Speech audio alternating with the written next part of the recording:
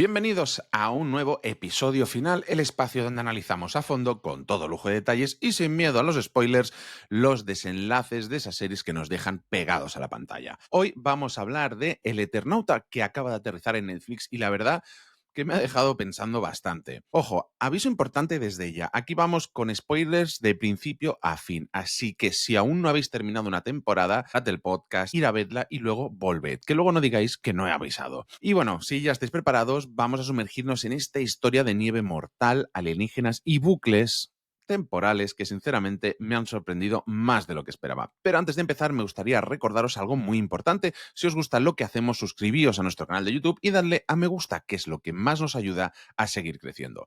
Y ahora sí, vamos con el final de la serie. Lo primero que quiero comentar es que El Eternauta ha conseguido hacer algo que pocas adaptaciones logran: respetar el espíritu de la obra original, ese cómic argentino de los años 50 que es toda una leyenda, y si no lo era, lo va a ser. Y al mismo tiempo ofrecer una versión moderna, visualmente impactante y con un ritmo que engancha. Ya desde los primeros episodios sabíamos que la serie iba a ser intensa, pero este episodio final ha elevado todo a otro nivel. De verdad, no es solo ciencia ficción con bichos gigantes y nieve letal, es también una reflexión sobre la humanidad, el miedo y el poder, y cómo no, el sacrificio personal. Así que agarraos que tenemos mucho que comentar. En el centro de toda esta historia está Juan, nuestro protagonista, y mi tocayo, un tipo que al principio solo quería sobrevivir junto a los suyos, pero que poco a poco se convierte en algo más, un símbolo de resistencia. Durante toda la temporada hemos visto cómo lucha contra la desesperación, cómo intenta mantener su humanidad en medio del caos. Y en este episodio final, esa lucha alcanza su punto máximo. Lo que me gustó mucho es que no cae en el cliché del héroe perfecto. Juan tiene miedo, duda, comete errores, pero sigue adelante. Y esa perseverancia es, en mi opinión, uno de los grandes mensajes de la serie. La verdadera resistencia no es no sentir miedo, sino actuar a pesar de él. Ahora bien, el episodio empieza mostrándonos cómo la invasión alienígena no fue un evento repentino, fue un proceso planificado en varias fases. Primero fue el apagón global, sin electricidad, sin comunicaciones, sin tecnología. Básicamente nos dejaron ciegos y sordos. Y esto me parece una jugada maestra. Si te quitan tus herramientas más poderosas antes de atacar, te vuelves completamente vulnerable. Después llegó la nieve mortal, una nevada que a simple vista podía parecer un fenómeno natural extremo, pero en realidad era una trampa letal. La nieve fresca mataba al contacto en cuestión de segundos. Esa parte me recordó muchísimo al cómic original, pero lo que más me impactó fue cómo la serie mostró la reacción de la gente. No hubo unión, no hubo solidaridad. Lo que hubo fue caos, egoísmo y violencia. La humanidad se rompió sola antes de que los alienígenas tuvieran que hacer demasiado. Esto, en mi opinión, es una de las críticas sociales más potentes que plantea el Eternauta. El verdadero enemigo muchas veces no viene de fuera, sino de dentro. Y luego, cuando ya la mayoría estaba atrapada entre la desesperación y el miedo, aparecieron los bichos. Esas criaturas insectoides gigantes que caían del cielo como meteoritos. ¡Qué manera de presentar una amenaza física y psicológica a la vez! No solo cazaban humanos, sino que los capturaban, les lavaban el cerebro y los reinsertaban en los grupos de supervivientes. Esto me dejó pensando bastante porque, claro, cualquiera podría ser un traidor sin saberlo. El enemigo ya no era solo externo, podía ser tu vecino, tu amigo o incluso algún miembro de tu propia familia que había sido reprogramado. Vamos, una paranoia constante.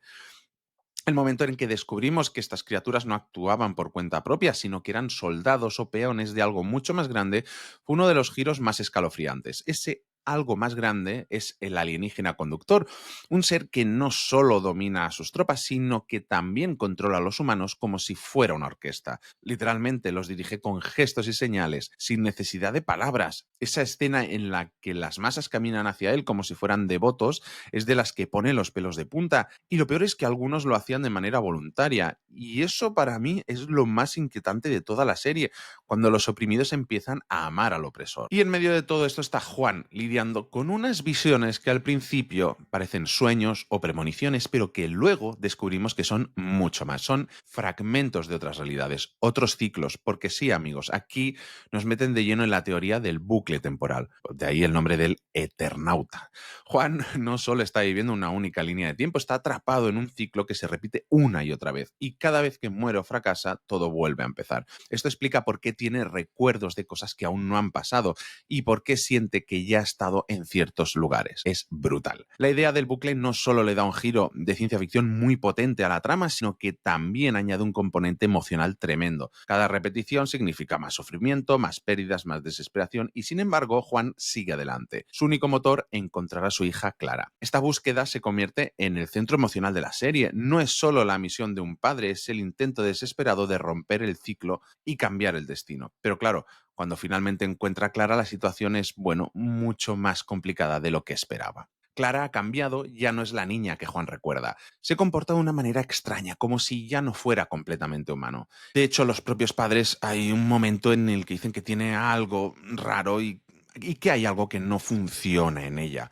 Es una escena que te deja helado porque te das cuenta de que Clara podía ser una de esas colaboradoras que los alienígenas han manipulado, pero a la vez hay indicios de que todavía queda algo de su verdadera conciencia dentro de ella. Y aquí es donde el episodio juega con nuestra esperanza y nuestro miedo. ¿Se puede salvar o ya es demasiado tarde? El episodio también nos presenta una de las imágenes más impactantes de toda la temporada, que ya hemos hablado de ella, esa figura alienígena alta de piel grisácea, cabeza extraña, con manos alargadas, con dedos que parecen casi tentáculos. Este ser no solo dominaba los insectoides gigantes, sino que también parecía tener control mental sobre los humanos. Y ojo, que esa comunicación no necesitaba palabras, lo hacía todo mediante gestos y lo más perturbador, una especie de ritmo o música que guiaba a los controlados. Vamos, que no era una invasión física, sino también cultural y emocional. En una escena especialmente inquietante, Juan observa como un grupo de humanos camina hacia esa criatura con una expresión serena, como si no tuvieran miedo, y esa serenidad resulta aterradora porque no parece forzada. Era como si hubiera aceptado su destino, como si hubieran encontrado la paz al rendirse. Y claro, uno no puede evitar preguntarse qué les han hecho para que actúen así. ¿Es solo control mental o realmente creen que esa criatura representa una nueva oportunidad, una especie de salvación? Y me dio que pensar que a veces, cuando la desesperación es tan grande, algunas personas prefieren entregarse antes que seguir luchando. Y aquí entra otro detalle que me pareció brillante. Incluso aquellos humanos que han sido tomados por el enemigo mantienen un rincón de conciencia. Lo vemos cuando Juan tiene esa visión de la mujer que atacó a su grupo. Ella le dice, sigo aquí en algún rincón de mi mente, no dejes de buscarme. Este pequeño rayo de esperanza cambia por completo la narrativa. No estamos ante zombies sin alma, sino ante personas atrapadas que en el fondo desean ser liberadas. Y esto le añade una dimensión moral al conflicto, matar a los controlados o intentar salvarlos. Juan obviamente opta por la segunda opción, aunque esto le cueste más sufrimiento. Por otro lado, el episodio también refuerza esa crítica social que ha estado presente desde el primer capítulo. No solo es una lucha contra alienígenas, es una metáfora de cómo en situaciones extremas los humanos tendemos a dividirnos en lugar de unirnos. Lo vimos con el apagón, en lugar de colaborar la mayoría optó por la violencia y el egoísmo. Las barreras y las traiciones surgieron casi de inmediato y esto, en mi opinión, es lo que realmente permitió a los invasores avanzar con tanta facilidad. No fue solo su tecnología o su poder mental, fue nuestra propia incapacidad de mantenernos unidos lo que nos condenó. Además, la serie nos muestra que los alienígenas no usaron la fuerza bruta al principio, fueron sutiles, observaron a la humanidad, entendieron nuestros puntos débiles y luego diseñaron una invasión que explora esas debilidades. Primero la tecnología, luego sembrar el miedo y después dejan que nos destruyamos solos. Cuando finalmente intervienen directamente, ya estábamos lo suficientemente debilitados y divididos como para no representar una amenaza real. Y esto me pareció una crítica muy acertada sobre cómo la desconfianza y el miedo pueden ser más peligrosos que cualquier arma. Un detalle que no quiero pasar por alto es cómo la serie usa el entorno de Buenos Aires cubierto de nieve como un personaje más. Esa imagen de una ciudad normalmente bulliciosa y llena de vida convertida en un páramo helado es tremendamente efectiva. La nieve no es solo un peligro físico, es también un símbolo de parálisis, de la muerte lenta y del olvido. Cada calle cubierta de blanco es un recordatorio de lo que se ha perdido y de lo que está en juego si Juan y los demás fallan. De verdad que el equipo de producción ha hecho un trabajo espectacular con la ambientación. Y hablando de producción, tengo que decir que los efectos visuales me han sorprendido para bien. Vale que no es una superproducción de Hollywood, pero el diseño de los alienígenas, las criaturas insectoides y sobre todo el tratamiento de las visiones y esos bucles temporales han estado muy bien logrados. momentos. La fotografía también merece una mención especial, esas escenas nocturnas con el resplandor azulado de la nieve y las luces de los alienígenas creaban una atmósfera que era a la vez hermosa y aterradora. Me recordó un poco a Arrival y a Hijos de los Hombres, dos películas que saben cómo combinar lo visual con lo emocional. Y en cuanto a las actuaciones, creo que el reparto ha estado a la altura. Ricardo Darín como Juan consigue transmitir ese equilibrio tan difícil entre la desesperación y la esperanza. No es un héroe de acción tradicional, es un hombre común enfrentándose a una situación extraordinaria. También me gustó mucho el papel de Tano, que aporta esa visión práctica y ese apoyo constante que Juan necesita. Y Omar, cuya evolución a lo largo de la serie ha sido sutil pero muy efectiva. Hasta los personajes secundarios, como los miembros de los grupos de resistencia, tienen momentos memorables que refuerzan la sensación de comunidad o de la falta de ella. Eso sí, no todo ha sido perfecto. Tengo que decir que me habría gustado un poco más de información sobre el origen de los alienígenas, de dónde vienen, qué buscan exactamente. ¿Han destruido otros mundos o solo están interesados en la Tierra? Ya sé que parte del misterio es intencionado y que probablemente lo reserven para esa segunda temporada ya confirmada, pero creo que habría sido útil dar al menos algunas pistas más claras. En fin, supongo que nos toca ser pacientes y esperar a ver si Netflix nos lo da en esa segunda o tercera temporada. Y aún con esas pequeñas dudas, creo que el episodio final cierra la temporada de manera intensa y emocional. Nos ofrece una conclusión que, aunque deja puertas abiertas, también da sensación de cierre. Juan sigue atrapado en ese bucle, en esas visiones, pero ahora sabe más que nunca. Tiene una misión clara: romper el ciclo, salvar a Clara y, con suerte, liberar a la humanidad de ese ciclo de destrucción y control. La lucha continúa, pero ya no es solo una cuestión de sobrevivir, es una cuestión de recuperar la esperanza y quizás de demostrar que incluso en nuestras peores versiones, los humanos aún podemos redimirnos. Una de las cosas que también me ha gustado mucho el episodio y de la serie en general es cómo juega con el concepto del tiempo. De momento ha sido muy sutil, ya lo sé, y esto lo veremos ampliado en una segunda temporada. Pero no es una historia de invasión o de ciencia ficción tradicional. Aquí el tiempo es un personaje más. Esas visiones de Juan, esa sensación constante de déjà vu, todo nos lleva a pensar que la verdadera batalla no es solo contra los alienígenas, sino contra el destino. ¿Estamos condenados a repetir los mismos errores una y otra vez? ¿O existe la posibilidad de romper el ciclo y escribir un futuro diferente? Estas preguntas son las que me han rondado la cabeza durante todo este episodio final. Y claro, no puedo evitar hacer paralelismos con otras historias que exploran bucles temporales, como Dark, Al filo del mañana o incluso La muñeca rusa, Russian Doll, pero con un enfoque mucho más social y político. Aquí no se trata solo de aprender a esquivar balas o de encontrar una salida mágica. Se trata de cambiar la mentalidad colectiva, de superar el egoísmo, la desconfianza y el miedo que nos llevan una y otra vez a la autodestrucción. Me parece una propuesta muy ambiciosa y sinceramente muy necesaria en los tiempos que corren.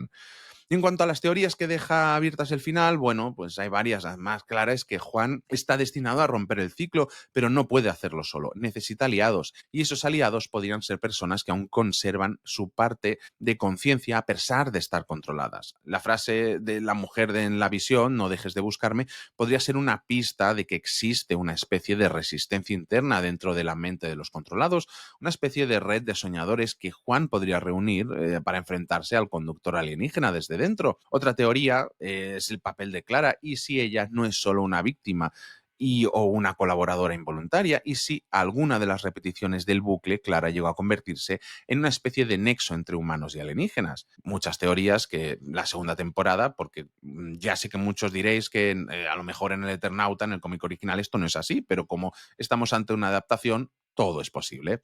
Tal vez su conexión con Juan es la clave para romper el ciclo, un vínculo emocional tan fuerte que puede desafiar incluso el control mental más poderoso. Vamos, que la serie plantea que el amor y la memoria son armas tan poderosas como cualquier tecnología. Y ahora permitidme una pequeña recapitulación de lo que nos ha ofrecido la temporada. Hemos visto una invasión alienígena que no recurre a los clichés de siempre. En lugar de rayos láser, batallas espaciales, hemos tenido manipulación psicológica, divisiones sociales y una lucha muy humana por mantener la esperanza. Los efectos visuales han estado a la altura, la ambientación ha sido impecable y el reparto ha sabido transmitir toda la carga emocional que la historia requería. Sí, hay cosas que podrían haberse desarrollado un poco más, pero en general creo que ha sido una adaptación muy digna y muy fiel al espíritu del cómic original.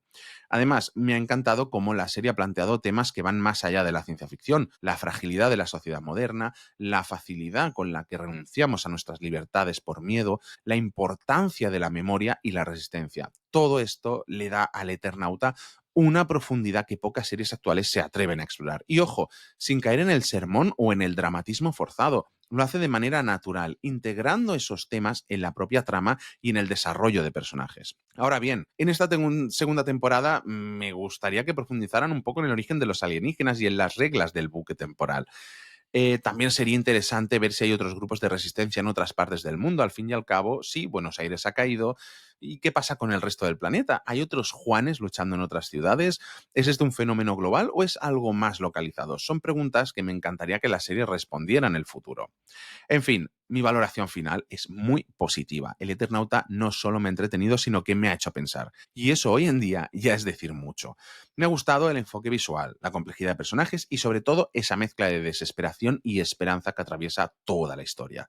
No es una serie fácil ni complaciente, pero precisamente por eso me ha parecido tan valiosa. Si aún no la habéis visto completa, aunque ya os he destripado bastante, os animo a que lo hagáis. Vale mucho la pena. ¿Y vosotros qué opináis? ¿Creéis que Juan logrará romper el ciclo? ¿Pensáis que Clara será la clave para la liberación o que acabará siendo una herramienta del enemigo? ¿Y qué papel jugarán esos humanos que aún conservan parte de su conciencia? Me encantaría que me dejarais vuestras teorías y opiniones en los comentarios o en nuestras redes sociales. Ya sabéis que aquí nos gusta debatir y compartir todas estas ideas locas que nos deja el final de una buena serie. Y esto ha sido todo en este repaso con spoilers al final de la primera temporada de El Eternauta. Recordad pasaros por nuestro chat de Telegram en el que más de 2000 personas hablamos cada día de series en telegram.me/fuera de series. Y pasaros por fuera de series.com y por nuestra tienda fuera de series.com/tienda, donde seguro que tenemos algo que os gusta. Muchas gracias por escucharnos y recordad, tened mucho cuidado ahí fuera.